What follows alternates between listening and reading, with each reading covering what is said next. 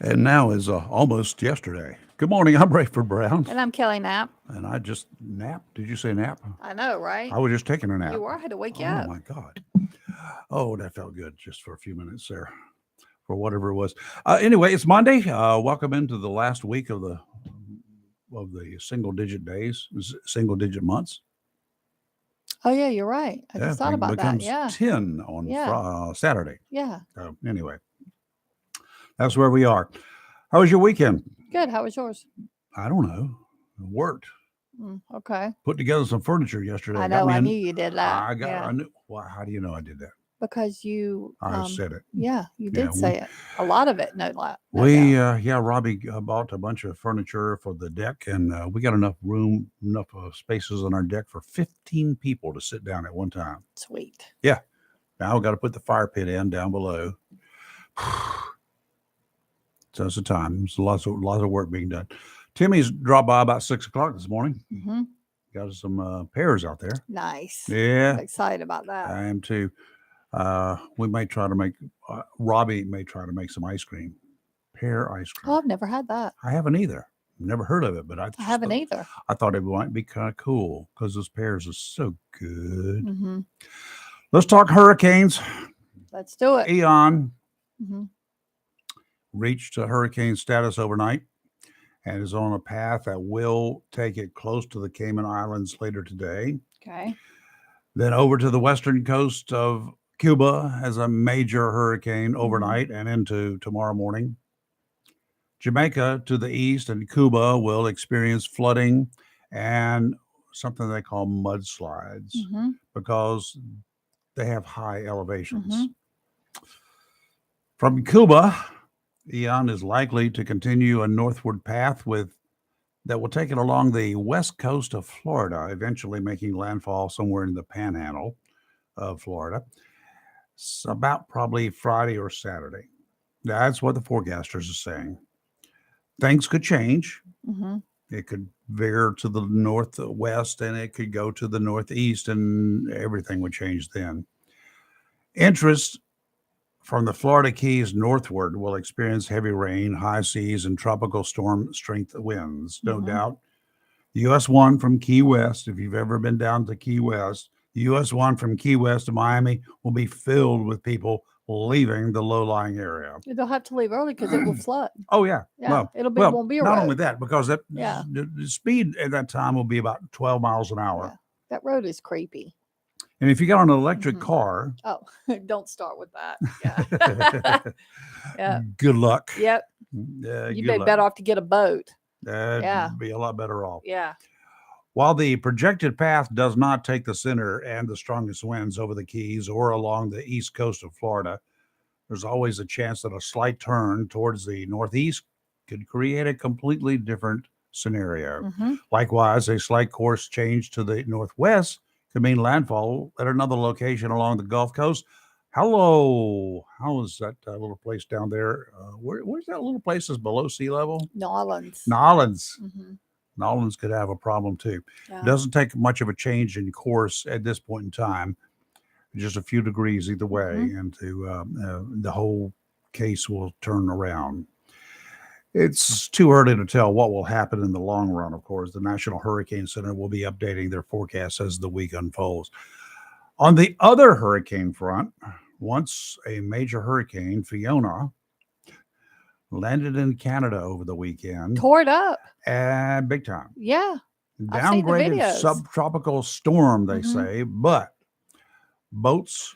I was listening to a guy on Prince Edward Island last night. I didn't even call him. I just listened to him talk. He was describing what was going on. This is on amateur radio. And he said there was like a 10-foot wall of water. The tide was 10 feet higher than normal.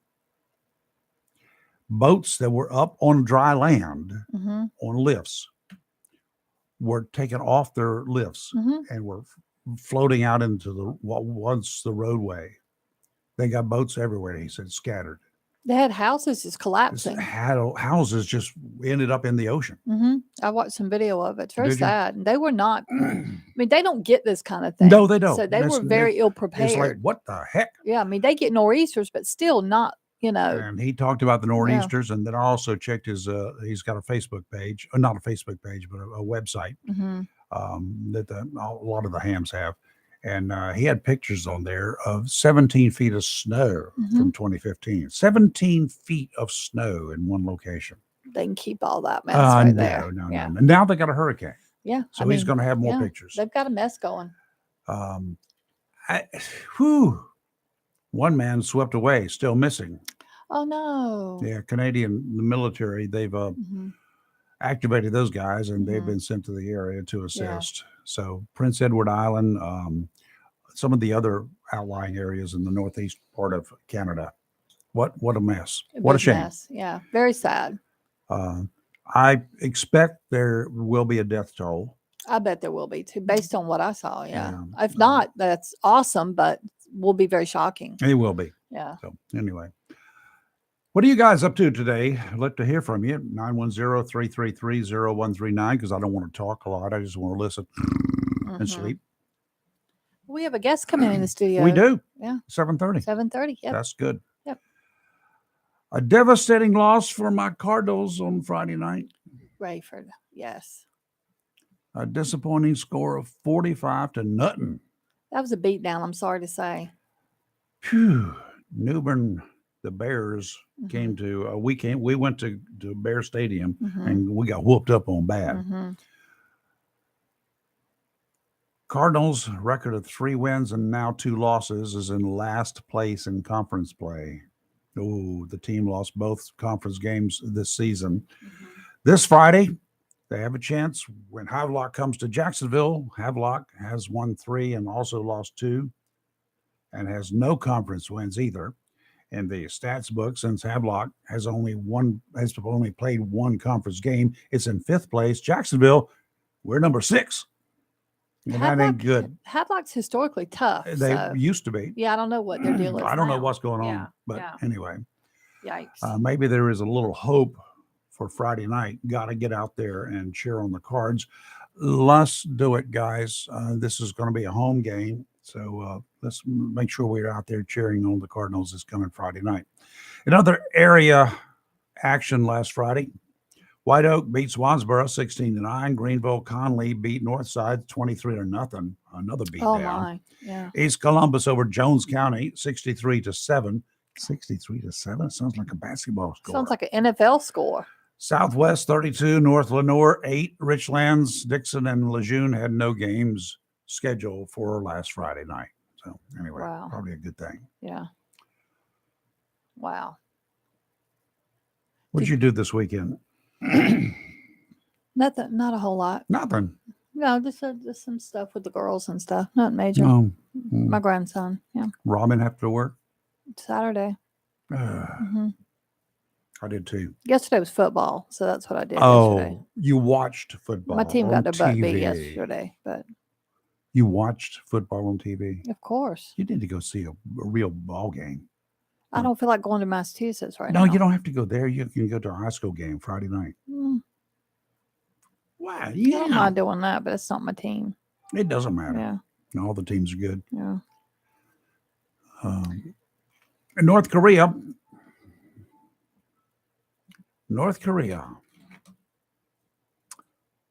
fired a second ballistic missile into the sea Sunday ahead of a visit from Vice President Kamala Harris Oh my word. to the South Korean capital. Oh yeah, Kim Jong-un's regime fired its first missile off the East Coast on Saturday as the USS Ronald Reagan aircraft carrier entered the region. The country frequently uses missile tests as a show of force. What a blowhard. I think he just wants, he's always like, don't forget about me. I'm up here. I'm here. Hey, y'all. Yeah, I think that's why he does it. You ain't talked about us very much lately, so let me Nothing shoot to off say about something you, for buddy. $1 million Yeah. bucks or so, and Yeah. forget about all those people that don't even have lights at nighttime. 'cause Yeah, they have no food. have you seen any of those videos from outer space of Yes. North and South Korea? Yes. South Korea lit up at night, North Korea totally in the dark. It's very sad. Yeah. And why are the North Korean citizens allowing that?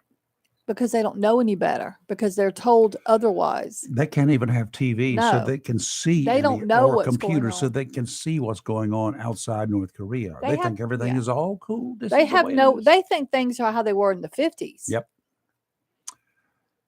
They don't know. VP Harris will visit Seoul later in the week as the U.S. and South Korean militaries hold joint drills. Prior to Saturday's launch, North Korea had not fired a ballistic missile since June. Sunday's launch was relatively short range, with South Korea tracking the missile as it traveled just under 400 miles at a speed of Mach 5, 5 times the speed of sound, according to Reuters. So let me get this straight. The border czar could go visit South Korea, draw missile fire. I was waiting for you to do this. Yeah. But she can't do the job that her boss assigned her 18 months ago. Is that right? Is that what I'm hearing? I knew you were going to come up with that. Yes. Kamala Harris was told, you need to get down there to the border, girl, and you need to do something about all them illegals coming into this country. You need to get a handle on it. And what has she done?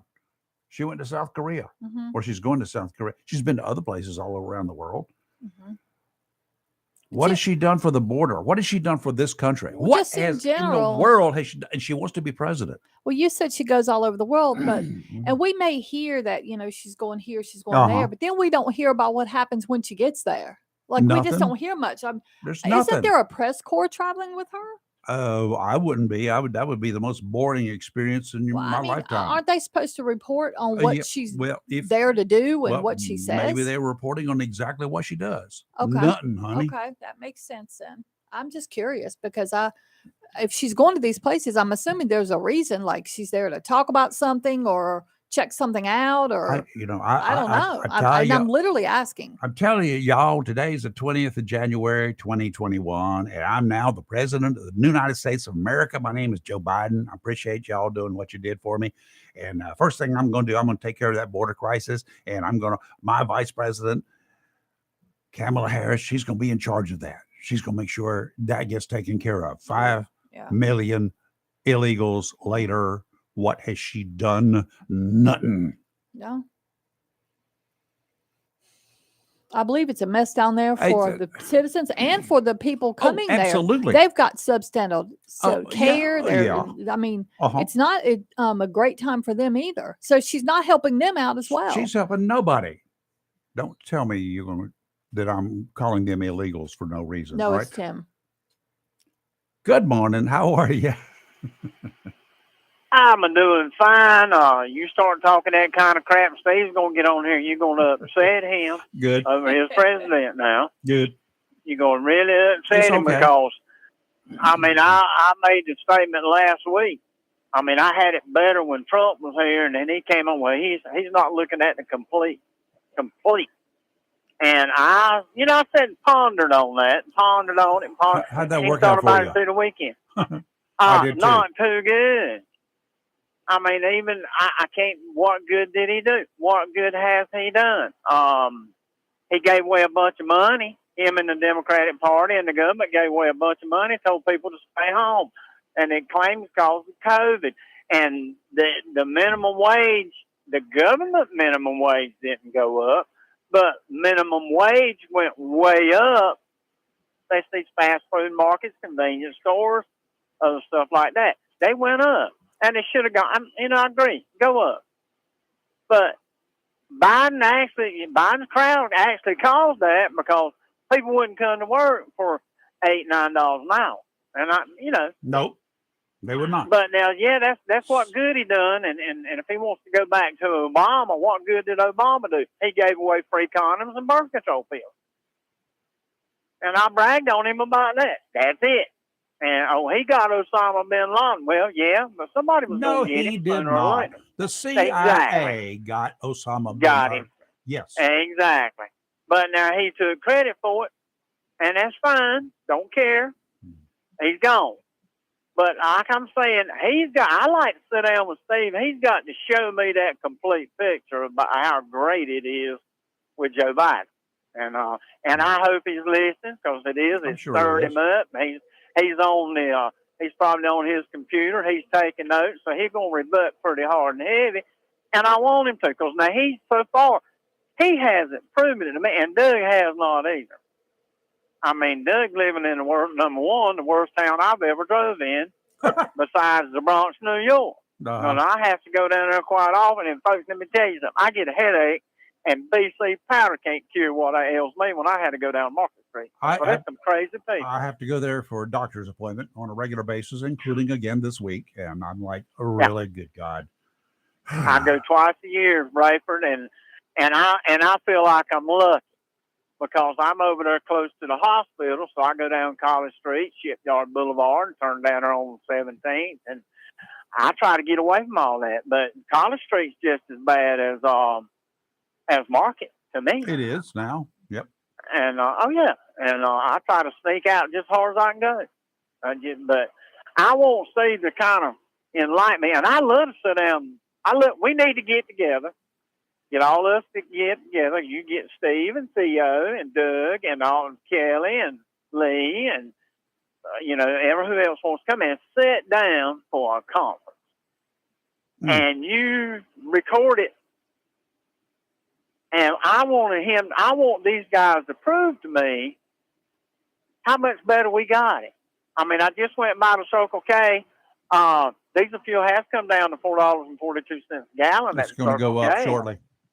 Exactly. It's exactly what it's going to do. Right after the election, it will go up again. Yeah, and will go up. It's going to go up, and you predicted it was going to go down, and it's going to go down. It's going to keep going down, and it may go to $3.98 a gallon. May.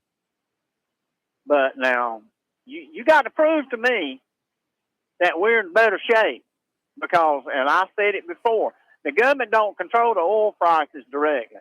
It controls the flow because there's a lot of government lands got oil on it. And when Biden shut down the leases, that made the oil prices go up because of supply and demand. When he shut down the pipeline, well, that was futures. That's what they count on, futures, the future of oil. And that made it go up. Okay. Your windmills and your solar panels, it's gonna be tough. Your electric cars. It's just like one guy put it. It was on Facebook, and he was telling the truth. We're not going green. We're just shifting the pollution from one side to the other because it takes a lot of money to mine lithium, and lithium is a dangerous product. And it's also a limited amount of it available. Exactly. So you're going to have to learn how to make different batteries. We're going to have to find another way to make batteries.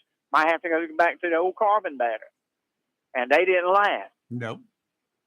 And so let's see. I hope he's listening. He's going to have to help me out because I don't see how we are going to be better off with the electric cars and all this stuff. You're going to have something.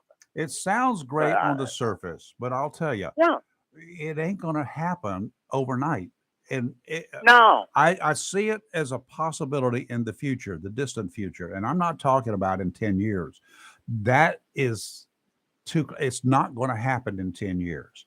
We cannot, our power grid cannot be built or rebuilt and beefed up to be able to supply the electricity. And guess what generates all that electricity?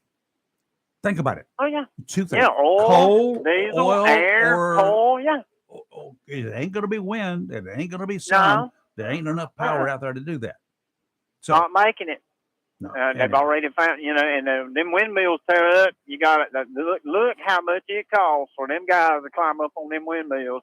I know they got to be making a lot of money because you'd have to pay my hind end to get up there big time. I mean, in fact, I don't know if you got that much money. I ain't going. But your solar panels, here's what happens. You're going to have to go hire somebody to go out and polish that glass because it gets stingy, and then you don't get as much sunlight going in. So, and they monitor that with a meter. I mean, they got a meter showing how much the flow is supposed to be coming in, and when it starts diminishing, well, we're going to have to go there and clean them panels. I mean, it's going to take a whole lot of wind digs. They don't last forever, Tim. No. And There's when a you life get done with it, expectancy. you got toxic chemicals inside You of do. it. You got to dispose of it. And there's nothing that's going to grow in the ground that where that stuff is leaching into. No. So that ground is useless. When you go by a solar panel farm and you see weeds grow on asphalt, Yeah, I know. and you see a bunch of weeds growing and you don't see hardly any grass, you got a problem. You got a problem with your soil. You got that? I mean, that's what the old folks used to say when they see sour weeds growing up in the field. Oh, we got to go get some lime because we got to sweeten the soil. So the sour weeds are growing. I heard that when I was a little boy. I still don't know if that's the honest to God's truth. Well, we'll ask I've had Richard next nobody time ever he's on tell me. here. Richard will tell us. Okay. Oh, yeah. I mean, I've been in the business for many, many years, but that's what you did. You went and got you some lime, and you limed it, and for some reason, the next year, you didn't see any sideways. So there's something to it. Okay. I'm going to get off here ranting and Thank you, raving. sir. I know you got a commercial coming, but Yeah, maybe we do. that'll get Steve on the road. I'm sure it will. Thank you, Tim. All right, we'll see y'all. All right. Bye. We're live and local, Real Talk, Freedom 97.1, 1120 AM, WSME, and we'll be right back.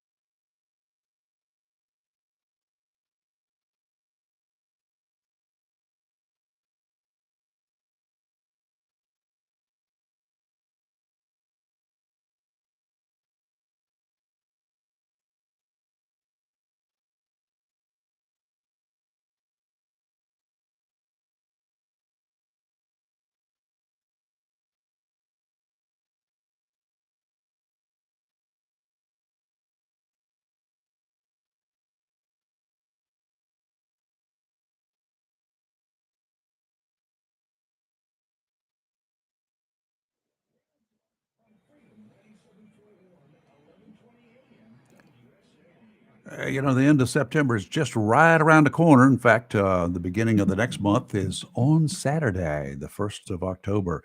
And with that, those items that Tideline Marine has on special will return to their original prices. One hot item, by the way, a 10-foot long all metal flounder gig, almost gone. Saturday, 2 of the remaining, at that time, 4 gigs were sold. Do the math. I mean, we got gentlemen There's in 2 here. left. There you go. You said you didn't do math very well. So I didn't like math. That means 2 gigs are left. That's it. Next Saturday, the 1st of October, the price for those gigs will be $120 each. Today, you can get one for $99.99. There are other specials as well. The everyday products that boaters need, wax and all that sort of good stuff. And ask for the free wax. They got a little bit of free wax down there. That's not the brand name. Just ask them for a package of free wax, and they'll give it to you.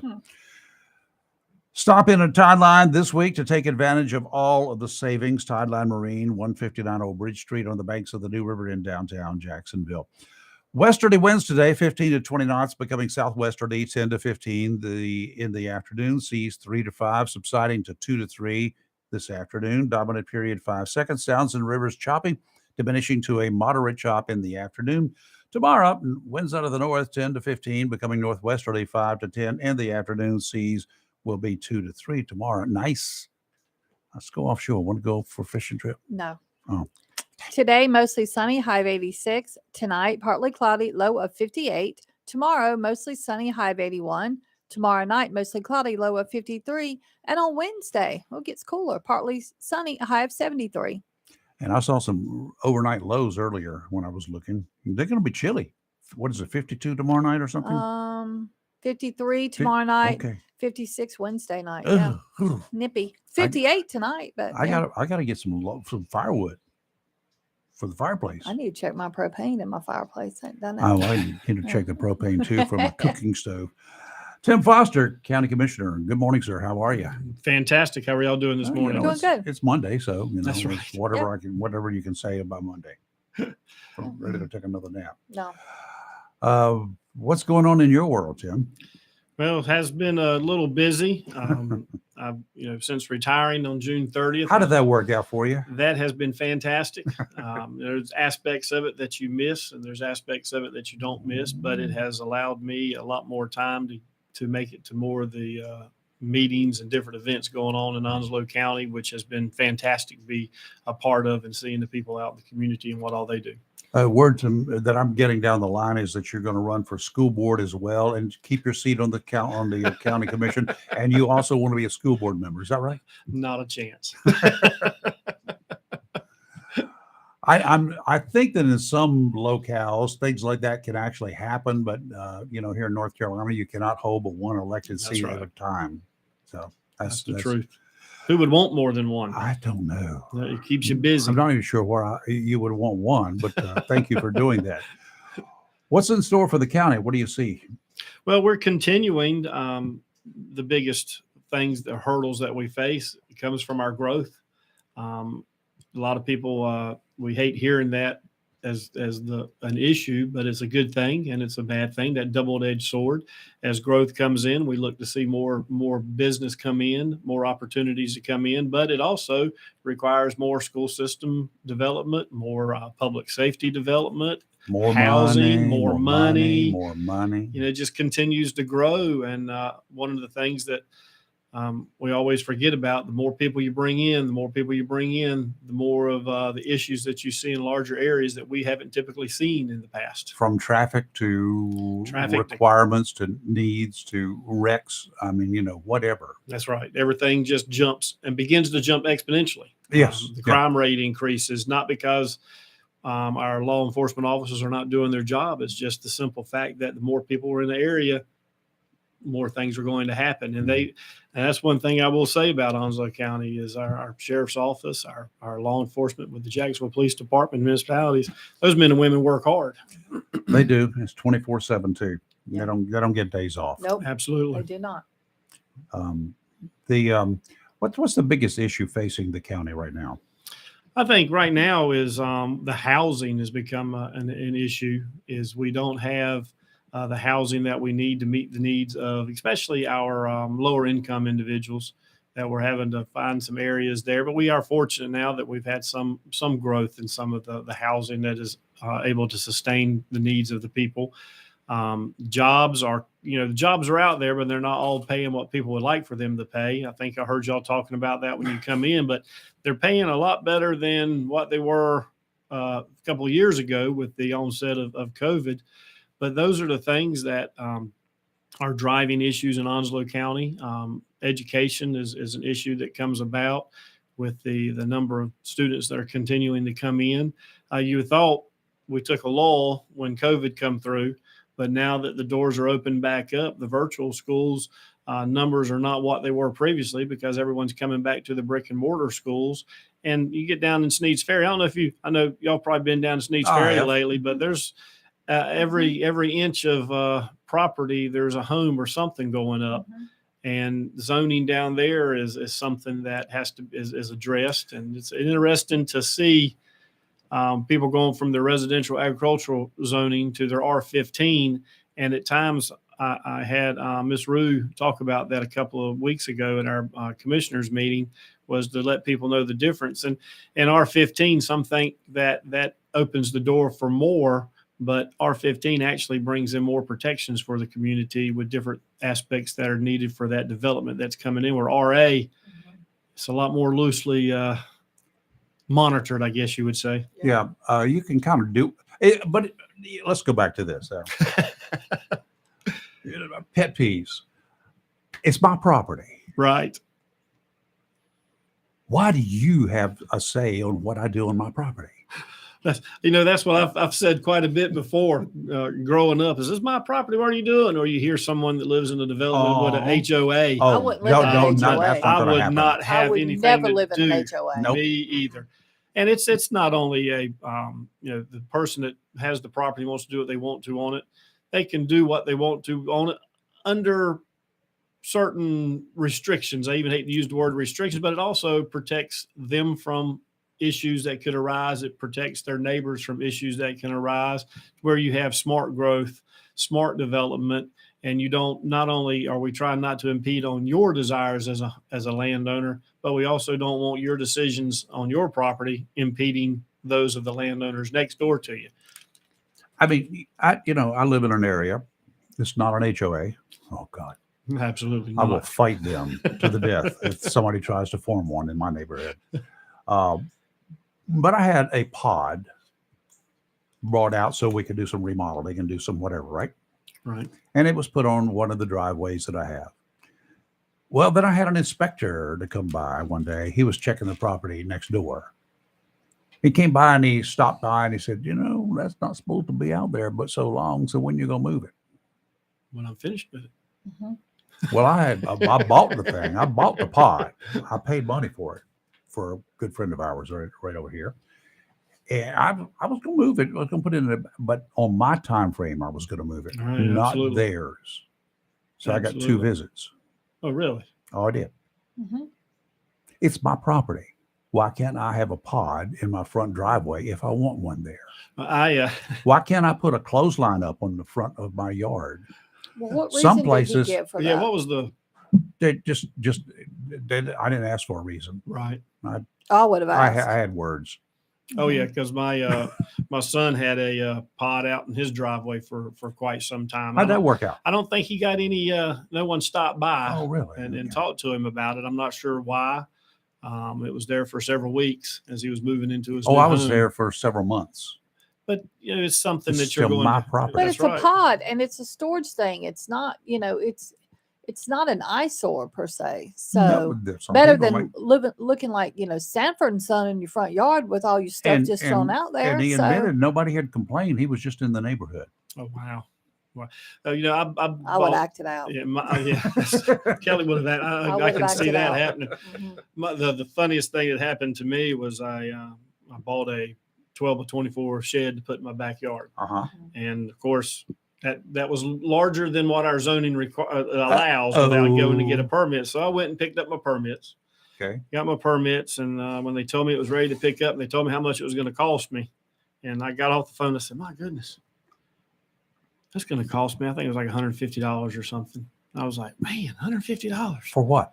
for the permitting to get the permit to have a inspections shed? and everything that go What kind on of with inspections do you need? it." Well, they got to check on the tie down and the position of off the property lines and so forth and so on. So as I was complaining about that, my youngest son goes, "Hey, Dad, you voted for that. It's in your budget and everything." I said, "Thanks, son. I Yeah. appreciate that." So, and I know that's in a position to where my neighbors don't want anything and everything popping up back there, Sure. and things taking place like that. So It's there is my a fine property. line. It's my property. All day long, every day. If you want to pay my taxes on my, which we'll talk about in a minute, but if you want to pay my property taxes, then go ahead. Then you go ahead and dictate complain. everything that I get to do. That's There right. you go. Pretty That's much. right. Let's take a break. You're live and local real talk. Tim Foster's our guest, county commissioner, and you got a question? You got a beef? It's tax time, y'all. 910-333-0139. You're live and local. We'll be right back.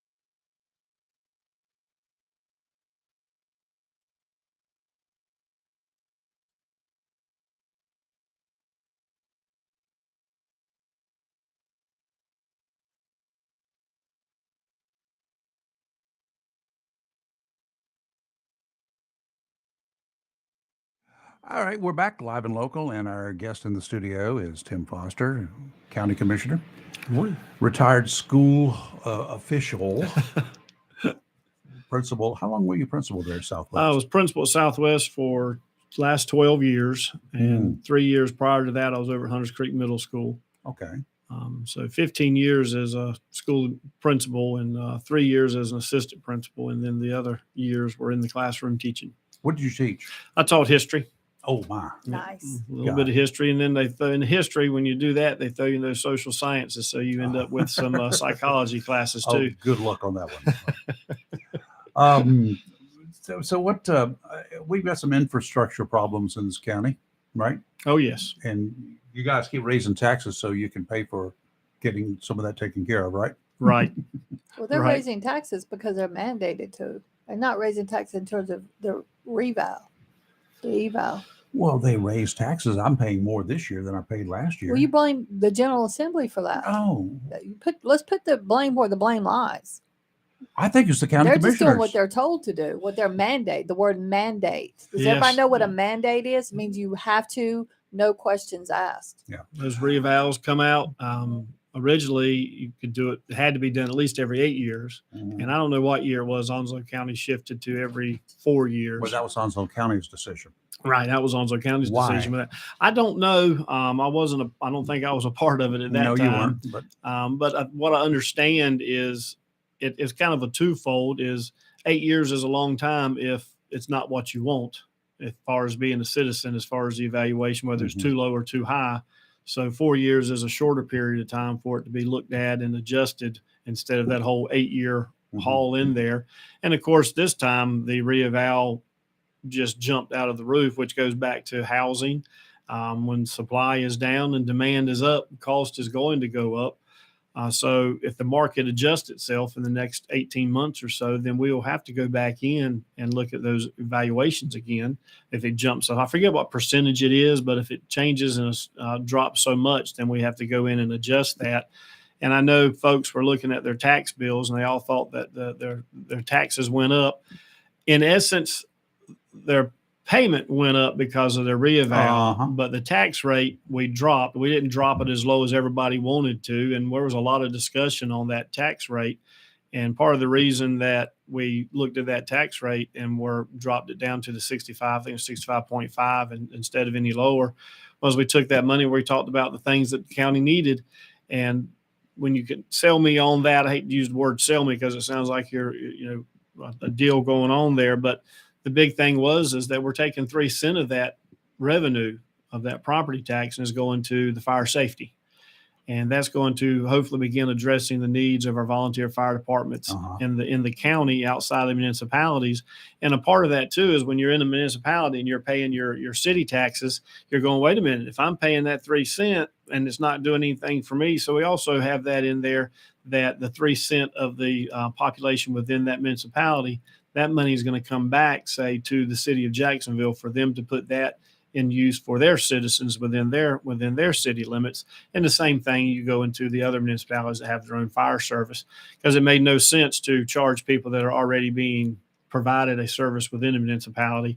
So it just made sense for that to come back to those cities to take care of things that they need.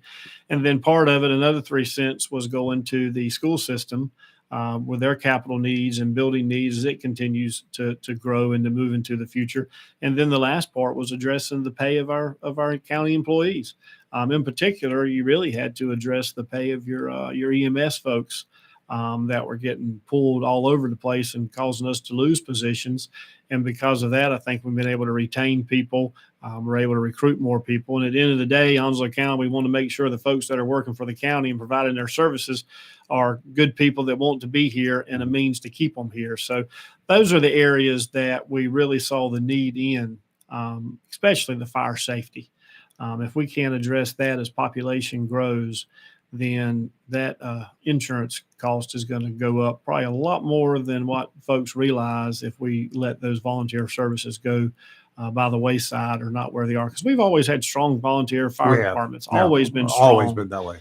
And that's been a cornerstone of Onslow County and a lot of counties, but in particular Onslow County, is that volunteer fire service we may not have to call 911 for them to show up and put out a fire, but the fact that we can call 911, they will respond. That's noted in that insurance that we pay yearly. And we've had some problems in some areas of Onslow County with the volunteer services because got people who are volunteer firefighters. In the past, they worked most often, they worked in an area where they were their firefighting district, right? That's right. But so much now, they may be working in another county. That's exactly right. Because that's the way things are. And they can't run from Craven County or New Hanover County back to Jacksonville to whatever their fire district is. That's exactly right. You and I've talked about that quite a few times. Is when that fire alarm goes off, they have those beepers or whatever they are on their hips. But when you're working in Hampstead, it's hard to make it back to Southwest Volunteer Fire Department to take care of something that's taking place. So are we looking for full-time employees here that we're going to hire? We got a few of those throughout the county. I know the folks that are working with the fire service are really looking at what can we do to support them with additional personnel, or how can we address that. And we don't want the volunteer fire departments, at no point we want them to think that Onslow County is wanting to come in and take over what they do. That's what they do. And they've been very successful. Oh, they love it. And that's what you've got to know is, we don't want to go in and say, okay, it's us now and not you. We still want it to be them, because they are dedicated. Those men and women at the Southwest Volunteer Fire Department or Turkey Creek or wherever they Pumpkin Center, they are loyal and love their community, or they wouldn't be responding to those calls when they're coming in. So we want those men and women to continue to run their fire departments and take care of their communities. Yeah. They're also very active politically. Oh yes. You'll get a phone call from them, and truth be known is I'll pick up the phone and call some of my friends that are in the volunteer fire departments and say, hey, what's going on? And now I'm talking to a couple of them. They do those big fundraisers. Yes. But a lot of those fundraisers don't make much money. It's more of a community event to bring people out to their fire stations. And realistically, a lot of those fundraisers, as I have done in the past, will you check with the Department of State in North Carolina? Right. The average amount of money that a fundraiser like that gives to a fire department, unless it's completely and totally controlled by the fire department or any other organization, they only get 7% on the average. 7%. Give your money straight to the department. That's exactly right. You'll give the whole dollar to them. Otherwise, you're going to give 93 cents to somebody else. That's right. The best ones to go to is when they open those doors on a Saturday from 7 to 1. Go buy your plates of barbecue. Absolutely. Turkey shoots. Go to the turkey shoots when they're hosting it. And if nothing else, too, is if you're riding by your local volunteer fire department and you see a car in there, stop in. Write a check. Write a check to them. Absolutely. Because you never know when you're going to have to make that phone call. And unfortunately, over the last year, I've had to make that phone call a couple of times. Really? Next door for my mom's house. Okay. My car in the front yard caught on fire. And next thing you know, it's over in her hedges. And then it wants to leap up to her roof. My wife became a firefighter that day until they could get there by trying to spray the water hose on it. Every little bit helps. But the thing is, when I got there was 3 volunteer fire departments there. Really? They responded, and it's people don't realize it's not important to you until you need them. And then all of a sudden it becomes the most important thing in the world. Absolutely. And it's the same EMS. EMS is not important until you're the one having to call EMS. And then it becomes, if they can be here in 6 minutes, I'd really like for them to be here in 6 minutes. I don't want it to be any longer than what it takes to address whatever need my family is facing at the time. And I think that's part of the importance of public safety when we talked about the growth, is the county may not be getting any larger land mass wise, but population wise and traffic wise, we've got to make sure that the public safety is taken care of. You're live at Local Real Talk. Don't go away. Got a question for Tim Foster. He's a member of the Onslow County Board of Commissioners, one of 7. Give us a call right now, 910-333-0139. We'll be right back.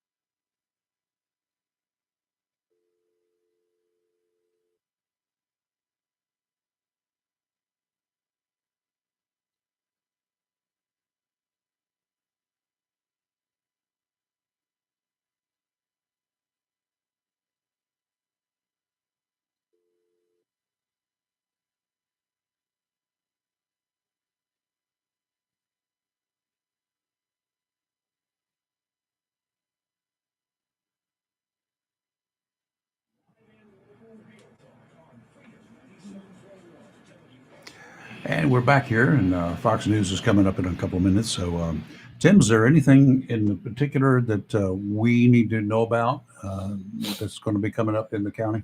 Well, I think we're moving into the fall, and fortunately, we are coming out of hopefully the hurricane season, and we can survive that without any large things coming. But it's good to know that things have been put in place that we learned from the last ones. Those fuel farms that are coming online, working on developing our EOC stronger and putting more into that. And then at the same time is we're prepping the response times to things that are taking place in the county. And I think the emergency services have done a really good job of what is the military is those after action reports, right? They've spent time reviewing those. That's exactly right. Is to make sure that what we faced the last time is something that we can address and keep from happening the next time. Yeah, that's good. I'm glad we're prepared for whatever's going to come our way as best we can. At least, Mother Nature's going to do what Mother Nature wants to do. We do have a possibility of a situation early next week. Right now that's going to likely be just some rain. Right. At the most, a little wind, but mostly rain, unless that little sucker goes off into the ocean and then comes back up. Yeah, they've been known to do that. They have been known to do that, or they just like to hit the brakes and say, "Let's gain some energy and then redirect our path." So unpredictable at times. So I'm glad we're prepared for it. What you guys are going to start working on the budget? I'm sure it's in your mind right now. I'm sure your manager is working on it already. Oh yes, for next year. They'll get started on that now and begin talking to the directors and the departments and their needs. And about January, we'll start working with them and what we need to see what's going on and where we need to take some of that money and move it to the support things. And one of the areas that I hope that we'll begin to look at is I get a lot of phone calls and a lot of messages about the multi-sports complex. I'm sure you do. And if that's something that is feasible, that's something that all of Onslow County would benefit from, including our municipalities and maybe working together to develop something along those lines. As long as it does not cost me any more money than That's exactly right. That's exactly right. It will. If something like that comes along, that cannot be something that you go in and tax people more to get. Nope. If you can't do it within the framework of what you have, then you have to wait. It's kind of like at your house. If you have to extend your budget to get that, then maybe you need to wait on that. You got to. And then you go. And that's the same thing with this. Especially for those of us on a fixed income. I understand that now. Yeah. Yes. That check is not changing until the day I go from here. But it's definitely one of those things that we do it when we're able to do it, and we can't do it before then. One of the areas that is a big revenue source for you are the beaches. Oh, the beach. We've only got one. Right. I'm going to ask you my question. Are we going to have lifeguards on that beach next year? We've had some discussion. I'm not sure what direction that'll go in yet. I know y'all have talked about it quite a bit on here. People are dead. Yes. And you can't, and if someone says about cost, the response is always going to be, well, what's the cost of a life? Onslow County and our 11 miles of beach, I remember growing up, there was only one place that had a lifeguard, and that was the old Scotch Bonnet Pier. Right. And Scotch Bonnet are the ones that put that individual out there on the beach. Unfortunately, we know we're folks that love the water and the beach. In the swimming pool, when you have lifeguards, you're in control of the climate. You're in control of not climate, but if thunderstorm rolls up, lifeguard can close the pool. That's right. If there's some issue that takes place, lifeguard can task that kid or family to leave the pool. Down at the beach, we can't close the beach. We can't say, nope. I'm sorry, you can't go swimming today. Well, you can put the black flag out. Now, that's something that I think needs to go up, that we need to let people know. Me having grown up here, when I would cross over one of those crosswalks and come across that beach, I'd look at it and go, yeah, not today. And that's something that, when people come and visit, they don't come to the beach or they only come to the beach once a year for a week. We have a tourism committee out there that Yes, They promote the beaches. they promote the beach. we promote those beaches. Promote. So you're going to promote, but not provide safety. Well, then they need to know that a lot of people say, well, signage is not enough, but you've got to make people aware of rip currents. And it's hard for people to understand is that lifeguard is going to be very reactionary like any lifeguard is. But when you go into the swimming pool, you know exactly where that individual is going to be when you grab them and pull them out. Sometimes on that beach, family loses sight of their family member because of the ocean. And one thing that everyone has to understand is Mother Nature is stronger than anything we can provide. Absolutely. And number one on the beach is a strong respect for what that ocean can do. There's been times surfing that when I wiped out on my surfboard, 30 seconds underwater getting pummeled feels like an eternity. Yes. Which could become an eternity. And for folks that are, or people that are going on to the beach, if you see big waves coming in and just people on the surfboards are sitting on the sand, do not go in that ocean. That's a clue. There's your clue. But yeah, the black flags and letting people know of dangerous conditions is something that I think the beaches need to have those at each of the accesses, whether it's a red flag day, black flag day, and then people make their decision of whether they go in there or not. And black flag day, enjoy the sun, soak it up, and the sounds of the ocean. Absolutely. But don't go in that ocean. Tim Foster, thank you, sir. I thank y'all. I appreciate it. Thank you for coming in. Let's take a break. Fox News is now. Then we'll be back on the other side with more. You're live and local Real Talk on Freedom 97.1 and 1120 AM WSME.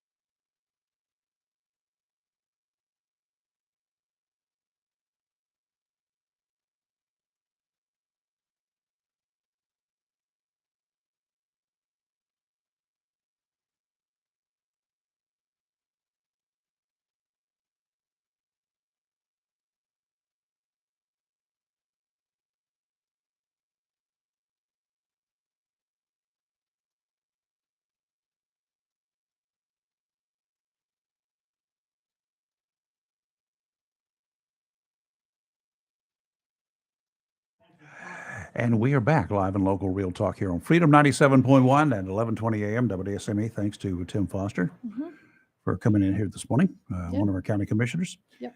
I like having our leaders come in here to talk. Correct. And I know we had a caller, but there was some kind of a tone on the line. It was a tone, and it wouldn't go away. And it would not go away. We tried that. We tried it still. Yeah. It was Well, wild. I think that's just... yeah, so call back. If you got something you want to talk about, give us a call back. Let's see what this is. That's just a regular tone there. But if you called and couldn't get through or we couldn't take it, give us a call back because it was... Lines are open now. Just ring us up. And it would have been ear piercing. We literally wouldn't have heard anything but that screechy tone. Squeal. Yeah. Right now, we just got normal dial tone. So ring us up, 910-333-0139. You or anybody else wants to chat with us. Love to hear you. Rayford, do you remember in the Ukraine, those 2 U.S. military veterans? Yep, they're home. They were freed this weekend. Yeah, along with a whole bunch of more. Yeah, from other countries. Yep. They're from Alabama. Yeah, they and they got home Saturday, I think it was. Saturday, They came back into the States. There 215 Ukrainians were released. Well, not only that, it was and Ukrainians, 8 others. 5 British nationals, Morocco, Sweden, and Croatia were also freed. Yep, so yeah, glad that happened. It wasn't freed; they were exchanged. Yeah, we got let's see, 225 or so total. We had to free 50 Russians. And Saudi Arabia is who brokered this deal. And Saudi Arabia, of all things. Good morning. Mm-hmm. Good morning. Who's this? Hey, good morning, Steve. How y'all doing today? Steve, fine. How are you? Oh, doing well. Have y'all had a good weekend? Did. Yeah, I think so. That's good. Weather was nice. Yes, it was. It was excellent. Yeah, it was. Yeah. Oh, good segment this morning. That was very informative with the county commissioner there. I enjoyed Mr. that. Foster. Even though I'm not from Onslow County, I still enjoy listening to him. Well, anywhere along the coast, or our coastal counties. What are you in Craven, right? Carteret. Carteret. Okay. Yeah. Our coastal counties here, we're all in the same boat, and the individual county commissioners and the individual state reps and state senators who work along the coastal region, it's a different world out here than it is in Raleigh or in Asheville or whatever. So they all kind of work together at times, which is good. We all have the same problems along the area. Well, that's what I was going to say. Is sometimes they're trying to answer questions that other counties are asking as well. Along the coast. So sometimes it's real informative, and just like with the lifeguards and stuff like that, which we have more of them in Carteret County, I think, than y'all do in Onslow. We have none. So if you've got one, you got more than we got here in Onslow County. Right. We have a whole lifeguard brigade in Emerald Isle. They've got trucks and Jeeps and all that stuff running up and down the beach. But I still think it's probably if you asked, they'd say it was, inadequate. But, we do have some.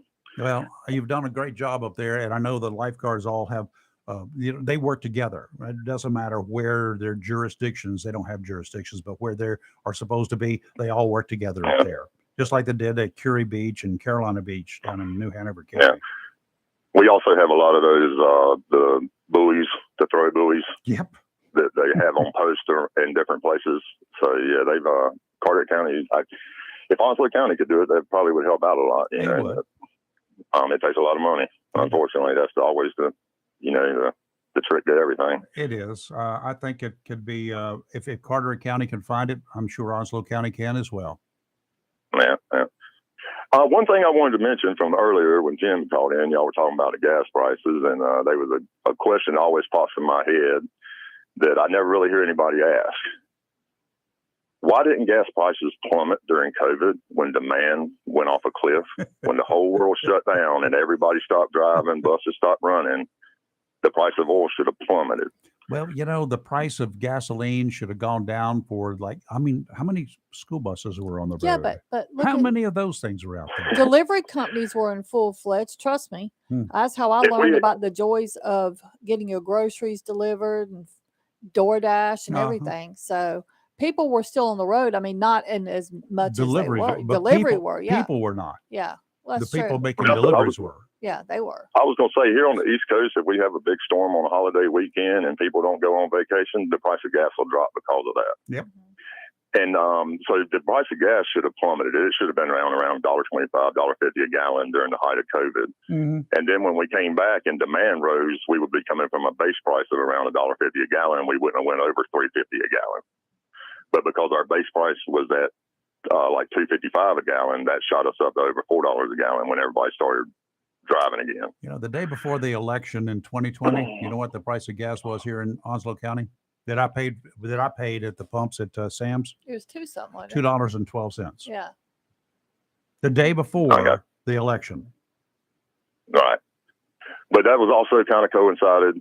I know you really want to tie it to Biden. I'm not saying and that. I know, but your implications are there. But, I wouldn't really blame, it's hard to blame any president solely because OPEC is really the ones that control gas. They're the ones that hold the switch where they can make it go up or down any day. And I think that's why gas prices started creeping back down was Joe Biden swallowed his pride and bit his tongue and went over there and pressed palms with the Prince of Saudi Arabia, and they up production by 1 million barrels a day, and gas starts coming back down. But like I say, the question that really I think should be posed is why it didn't. If it would have dropped when it was supposed to drop, it would have never come up as high as it came back up. Now that's just basic economics. And so the question to me is, what happened to keep gas from dropping during COVID? And I think that's the real question. That's the basis of it. and supply and demand took over from that point. But and I have no idea. I could understand almost the price of diesel going up because of the demand for diesel at that time, because trucks were delivering. They were delivering products. Well, they were coming to my house every day. There was a big reduction in reduction in trucks as well, because they weren't delivering to restaurants. They weren't, there was a lot of big trucks that weren't running. I know there still was a lot that were, but there was a lot that weren't. All the businesses shut down, were not being supplied anymore, so all the delivery trucks stopped. They were all coming to my house. Right. That's what was happening. Trust she me got her that. toilet paper and her groceries delivered to her. Are you kidding? I redesigned my kitchen and put in new flooring, and I was bored. Yeah. So I got busy. Yeah. Well, Amazon was running wide open. Yeah, I know, So and UPS and FedEx were running wide open. Yeah. But there's still a lot of demand dropped off during that time. It did. Yeah. Except for me. And like I say, the lack of the reduction in the price of oil, that seems a little odd. So that would be the part that stands out to me. Not the fact that it went up. That's easily explainable, really. The fact it didn't go down isn't really explainable. And I want to make a point too. When I mentioned that the day before the election, it didn't matter what was going on. People, the oil producers, OPEC, they thought they could see an opportunity, and they could blame it on whatever. Just like everybody blamed everything that happened on COVID for how many years? We're still getting reports. It's COVID's fault. Did all this stuff? No, it's whatever. It's our reaction to what occurred. And OPEC took an advantage of what they thought would be an opportunity, and they took advantage to be able to blame Biden or whoever. In this case, it was Biden. Let's just shoot up the prices of oil. That'll take care of it. And we can blame Biden for it. We can blame the people of America for it. That's what I'm going at. That's where it wasn't his fault. It's that the OPEC idiots saw that as an opportunity. Thank you. That's what I see as well. Okay. Is that this wasn't really anything to do with America. This was the oil industry not wanting to lose money during COVID. Mm-hmm.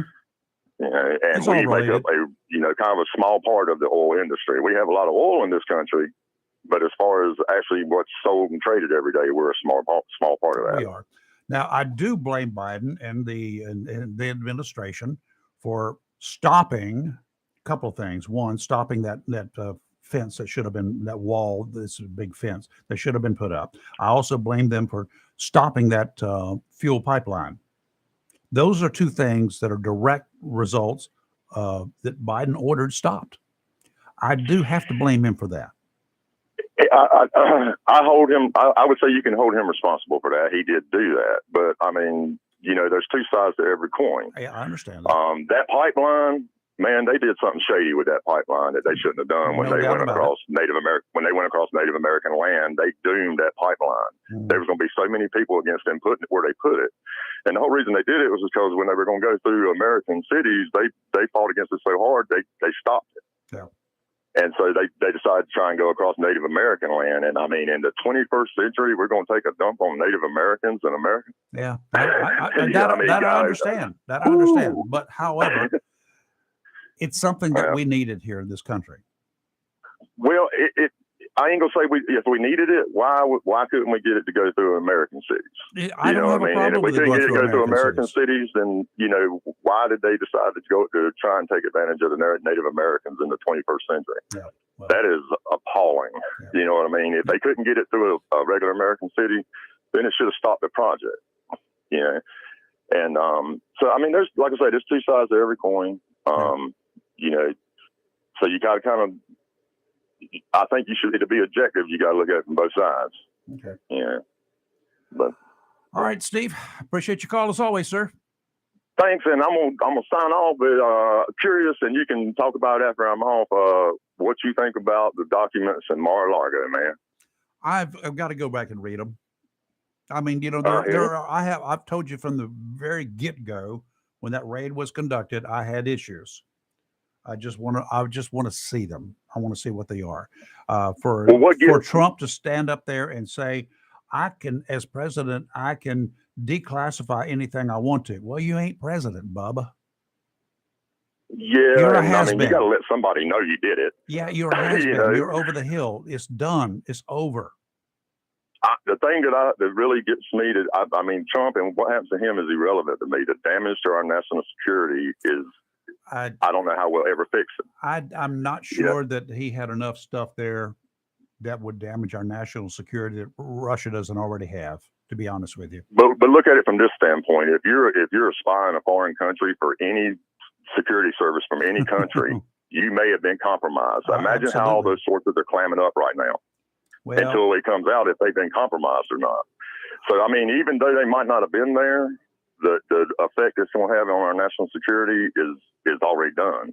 We're going to be known as the blabbermouths that you can't tell nobody, that nobody can tell us anything. Yeah, well, because every 4 years we might elect somebody who will spill the beans.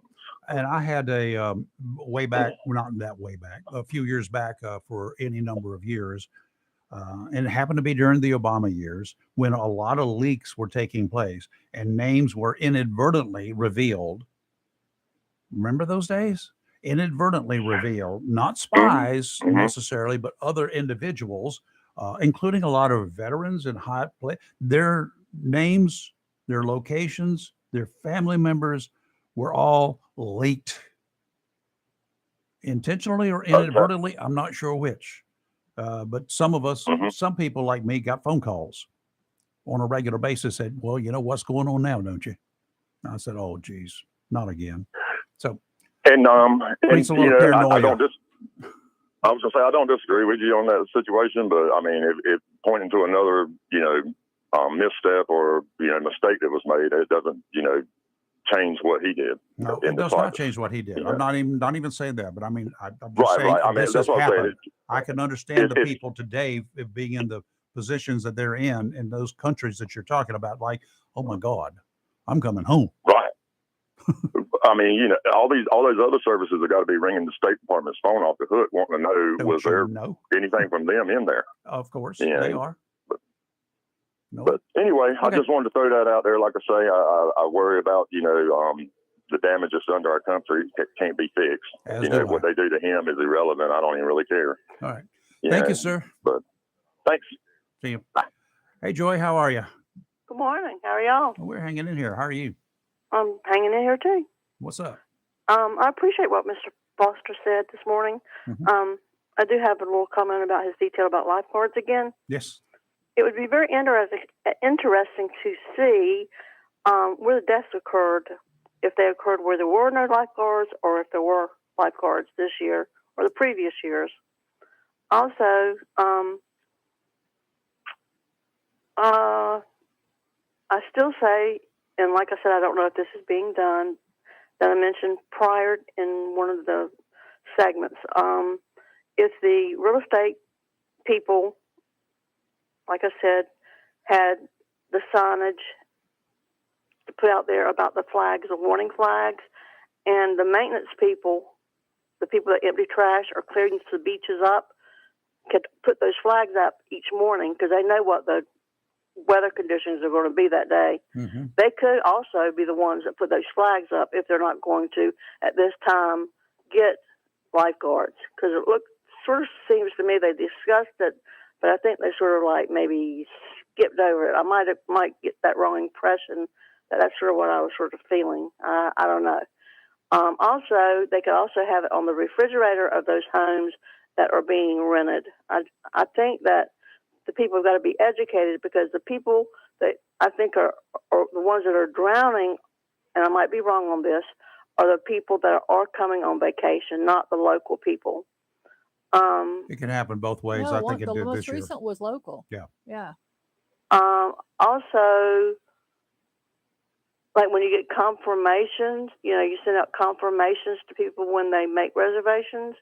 You could also somehow have that on that confirmation, maybe some type of indication of what the flag warnings are about the water.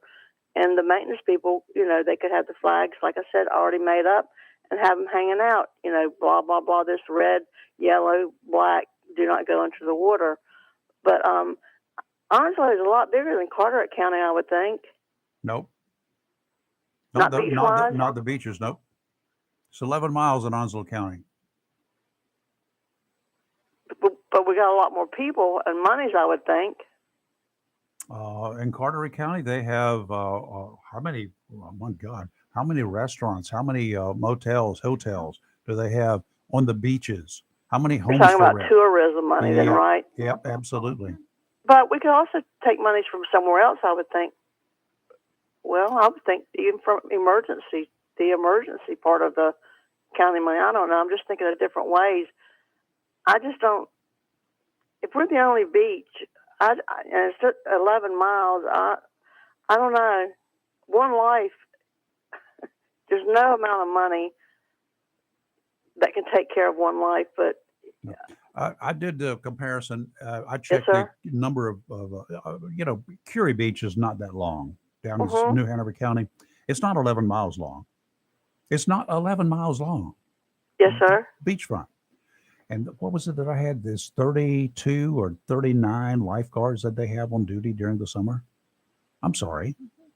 If Little Curie Beach, in the smallest county in North Carolina, can have that many lifeguards employed to work their strand, what are we doing wrong in Onslow County? That's my thing. Just like Steve was saying, I had seen where Carteret County really pulled together a great team They do. of lifeguards, and it was even on the news how they got together and the training they had, and they were like comrades, and they just like I mean, they were like super great how they were so organized, and I mean, I just don't get it. Just I like mean, it is in law I understand enforcement. what Mr. Foster was saying. I totally agree, but I mean, you can't really compare. Well, I'm not going to go there. Well, if you can find money to pay to buy Heinz Farm, you can find money to pay lifeguards for a tourist season. Bottom line, that's a Kelly comment. No, So- no, I totally agree, and I'm not saying that he didn't say that they were not going to do no, it. I'm not saying that. I'm just making a general statement. If you can And find I money agree for with that, you. And that's you where can I'm find coming money for from. this. Also, that's why, just like you just said, Rayford, with the mileage of the beach, and I'm just sort of behooved by all of it. I don't know what the deal is or what's the holdback. That's just my personal opinion. That's not much, but I don't understand it. I'm waiting for a good response.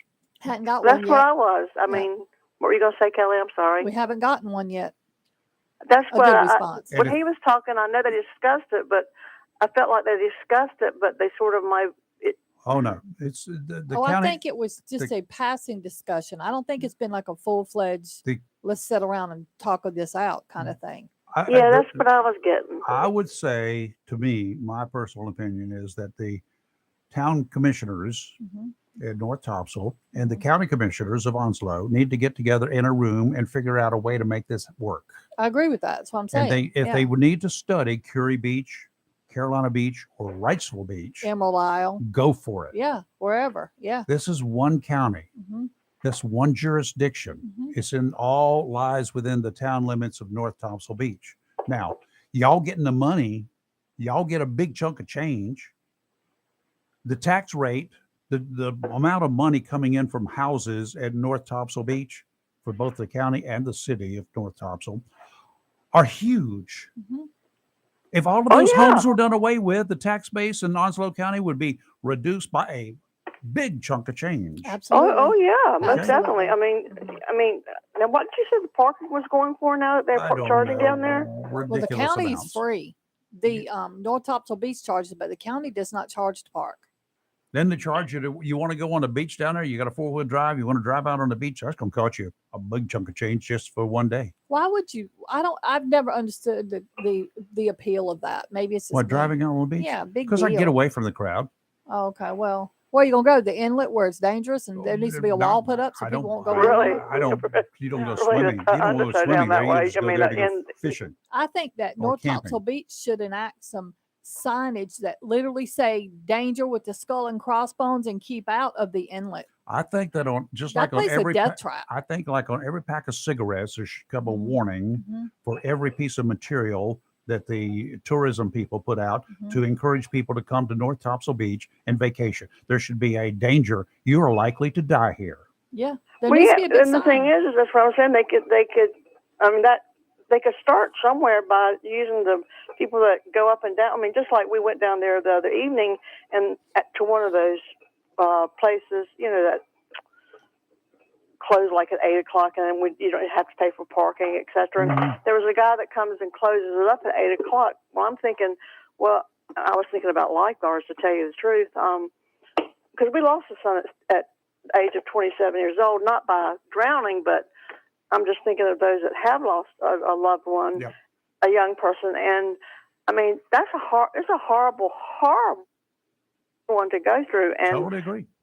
and drowning especially is a horrific way of death. And I'm thinking, use your maintenance. I mean, get these flags. At least do something. I mean, I don't know. I'm just trying. I mean, I think all different ways. That people got to be educated. I mean, again, we got to start somewhere. I mean, more people have got to like speak up, I guess, or I don't really know. I really don't know what the answer is, but there's got to be some way that we can start doing something to prevent something.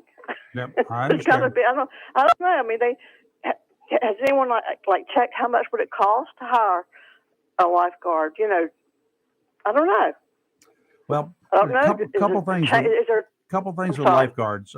Kelly and I both agree that they probably ought to go on duty the 1st of May and run through like 1st of October at least. That's what I say. Right. Yeah. However, Right. however, most of the lifeguards up and down our beaches in North Carolina, they're college kids. Correct. Okay. Well, they can't work at the beginning of May and they can't work through the 1st of October. Hire some veterans. Veterans would be a great way to do it. Oh yeah. And before the season actually starts on Memorial Day, you don't have to have every stretch of the beach covered. You just have to Correct. have the main gathering points Correct. for people who go into the water when the water is cold and who come to the beaches after the season ends and late on Labor Day. If you did nothing but that, you could, just a few people who are what you could call year-round employees. Well, I'm for. We're just like I am all for turtle saving and turtle nests and Me all that. too. But you have more protection for the turtles. I mean, I like turtles. Don't get me wrong. Here you I am go. not. You go I open I up am this. not against turtles, but you have more informative information and more people attacking you if you accidentally step across that line on a turtle nest than you do for a person out there in the water drowning, a human being. Now, I don't mean that ugly. I am all for saving the turtles, but we make the biggest. I mean, it's just upsets me so much of what I can tell. we look. I don't know what's going on with this You're world. talking about priorities. We need to get our priorities in Yes, order, sir. do we not? Yes, that's what I'm talking about. I mean, we're talking about a human being's life, and I love the little turtles, the baby turtles. I Me love too. the people. I thank the people that take care of the nest and nurture them and do all these things. But it just bothers me. Okay. How Gotcha. much? It just bothers me. I guess I don't know. Joy, thanks for your call. Thanks, Joy. Thank you, guys. All right. Thank you for what you do. Thank you. We appreciate it. Yes, sir. All right. You're live in Local Real Talk. Don't go away. We got weather coming up after these commercials.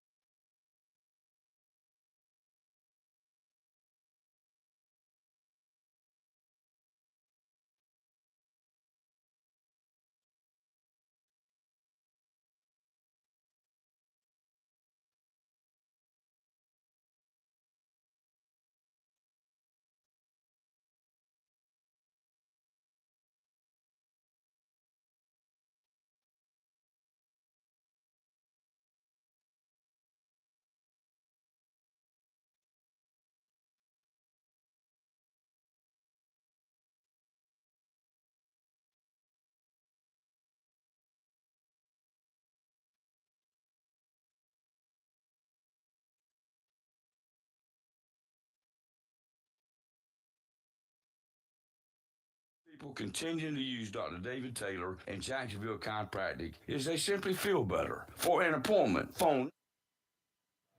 Hello, YouTubers. Thanks for tuning in. Thanks for staying with us. Got something you want to say, talk about? Give us a call, 910-333-0139. 67 now offers commercial financing and residential financing as low as 0%. With hurricane season here, be prepared with a Generac generator for your home or business. Humphrey Heating and Air has Generac generators in stock ready to install today. Humphrey Heating and Air also does residential and commercial plumbing, air duct cleaning for better breathing, and services all brands of HVAC. Turn to the carrier experts, Humphrey Heating and Air Conditioning, with locations in Jacksonville and Hampstead. Visit online, humphreyheating.com, and follow us on Facebook and Instagram. Humphrey Heating and Air Conditioning since 1967. Relax, we're on the way.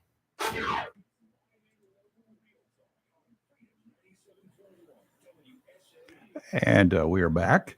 The end of September, right around the corner. Friday is the last day of this month for this year.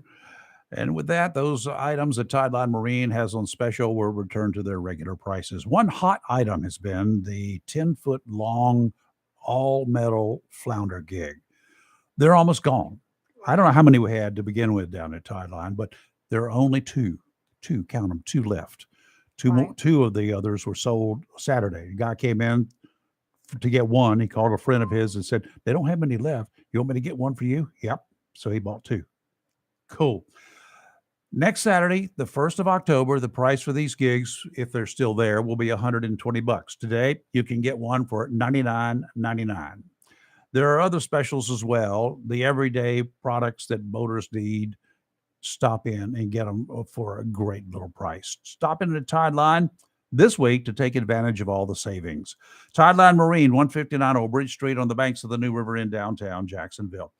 Winds out of the west today, 15 to 20, kind of breezy. Becoming southwesterly, 10 to 15 in the afternoon. Seas 3 to 5 feet, subsiding to 2 to 3 this afternoon.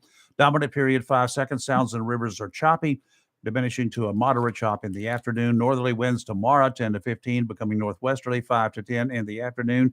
2 to 3 footers out there. Wednesday, winds out of the north, 15 to 20, diminishing to 10 to 15 in the afternoon, then becoming northeasterly, 15 to 20 in the evening, increasing to 20 to 25 after midnight. Seas 3 to 5 feet. Today, mostly sunny, high of 86. Tonight, partly cloudy, low of 58. Tomorrow, mostly sunny, high of 81.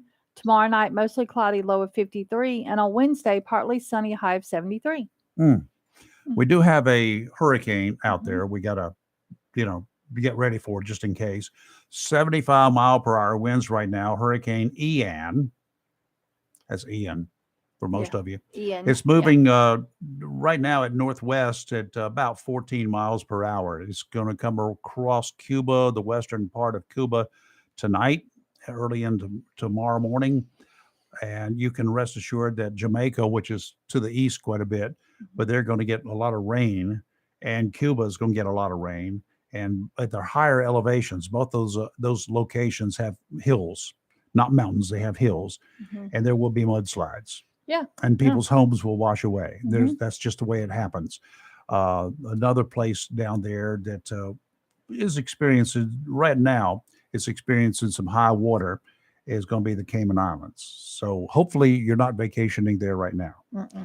They don't have any hills on the Caymans. They're flat. They're kind of like the Bahamas, flat, flat, flat, and flatter.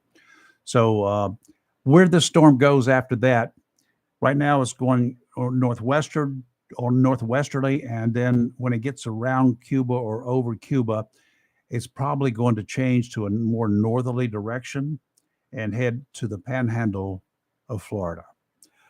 That could be a problem because as soon as it crosses over Cuba, the what happens then, it becomes a major hurricane with winds somewhere in the neighborhood of 115 miles per hour. Yeah. It will stay a major hurricane until it gets really close sometime Friday morning. It could be Thursday early morning, brushes the coast of Florida and then moves on up to the panhandle a little bit northerly. After that, what we need to be concerned about, what direction it's going to go. If it turns and goes across Florida and goes out into the ocean, we got a problem. Yeah. That's just all there is to it. Right now, and they change every 3 hours, their course is going to take it up and inland to central Georgia, and then eventually into South Carolina and maybe into the western part of North Carolina. This is the center of the cone. That it could go anywhere from Alabama right now to wherever in the ocean. We don't know. That the way that's going looks like it's going that way. Well, this is just the cone. Yeah. This is where the track, the center of the track is supposed to be. Oh, I see it now. I see what it's doing. So, okay. Yeah. Hopefully, the longer it stays over land, the smaller The more it gets. It dissipates. Yeah. Yes, I agree. So that would be the good thing. We'll get a lot of rain, likely, even as far east as we will be from the projected path. So that should happen probably sometime Sunday.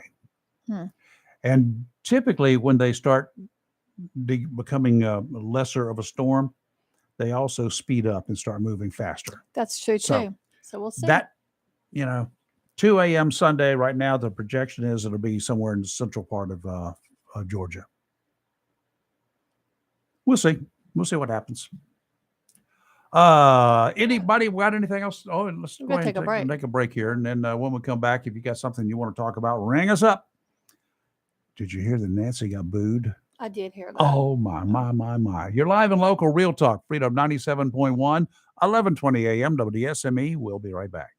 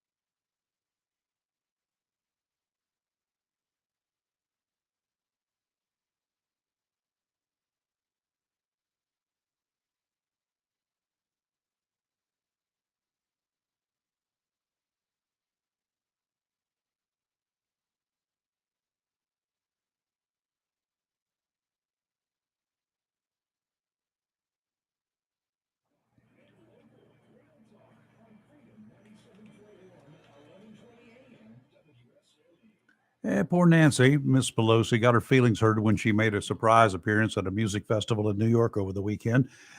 She comes up on stage, obviously expecting a hail to the chief, but was greeted by a crowd of people who were booing her. Matter not that she was making a political speech, calling for better water and air for our children and better paying jobs and lower energy bills for their parents. Some people booed her. At a music festival? People come to that to hear music. That's my point, exactly. Yeah, they don't want to hear political nonsense, no matter who it is. Some people applauded and cheered her, but it was obvious that the crowd, they came to be entertained. Yeah, they probably paid a good chunk of change for their not tickets. In the mood to listen to her political rhetoric, no matter what the message was. Doesn't matter.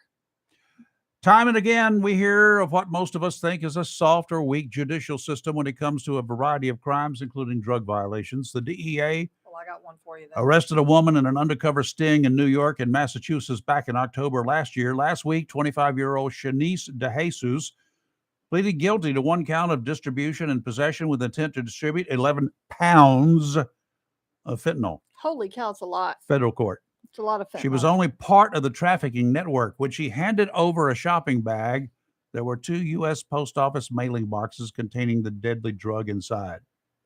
Uh-oh. The boxes had been mailed to her home address and were addressed to Jesus. Easy case for sure. The federal judge accepted her guilty plea, set her sentencing date for December. I'm guessing that was done to allow her to give up all of the others in the trafficking chain. Mm-hmm. And if not, she faces the possibility of life behind bars in a federal prison. The 25-year-old will likely spill her guts.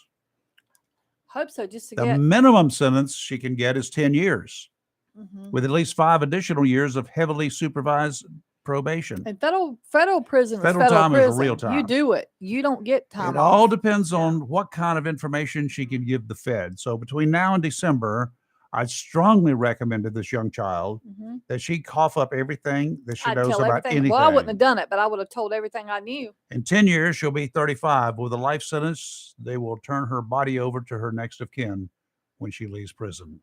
Speaking of the judicial system, this one's really griped my butt. Well, I got one for you when we come back from break then. The jury in the James Gizzy murder trial reached a verdict Friday night, 8 days after testimonies began. Gizzy was accused of murdering his grandmother. Yep.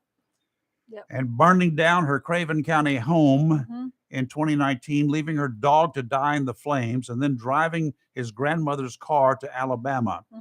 He was 17 at the time. Gizzy was arrested and extradited to North Carolina. His brother was charged with possession of a stolen car.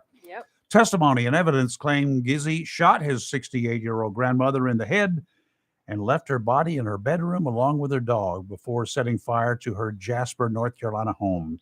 An autopsy said she died from the gunshot wound and not from the fire. Oddly, Gizzy was found not guilty of first-degree murder. I don't understand that.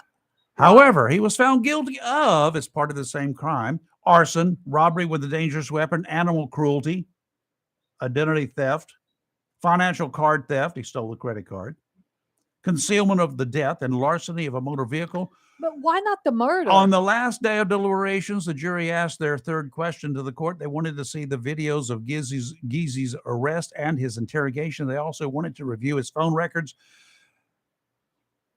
The sentencing will be at a later date. So explain to me. That jury got it wrong. So explain to me how a jury can find you guilty of all of those other things and hear evidence of your confession, which he made to police.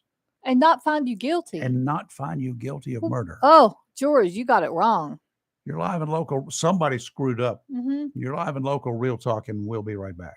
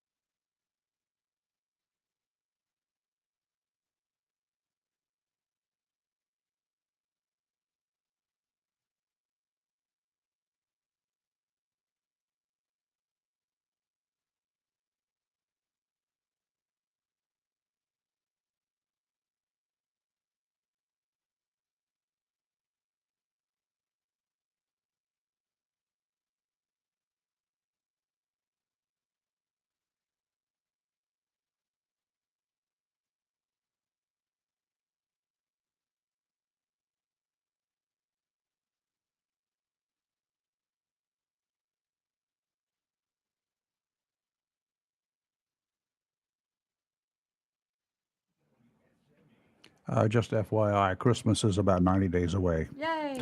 What? Yay! You done all your shopping yet? I've started it. Oh, I haven't even thought about it. I've Okay. only bought one present.